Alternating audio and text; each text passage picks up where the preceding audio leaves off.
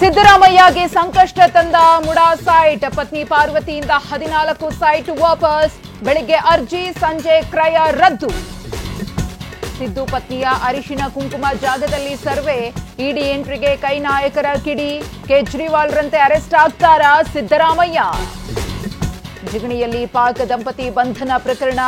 IB, ಎನ್ಐಎಯಿಂದ ವಿದೇಶಿಗರ ವಿಚಾರಣೆ. ಉಗ್ರ ಸಂಘಟನೆಗಳ ನಂಟಿನ ಬಗ್ಗೆ ತನಿಖೆ.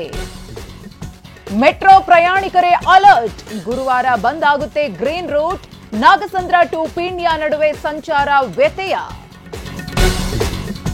ತಿರುಪತಿ ಲಡ್ಡುಗೆ ರಾಜ್ಯದಲ್ಲೂ ಪರೀಕ್ಷೆ. ಗುಣಮಟ್ಟ ತಪಾಸಣೆಗೆ ಆರೋಗ್ಯ ಇಲಾಖೆ ಸಿದ್ಧತೆ. ದೇಗುಲಗಳಲ್ಲಿ ಲ್ಯಾಬ್ ಓಪನ್ಗೂ ಮನವಿ.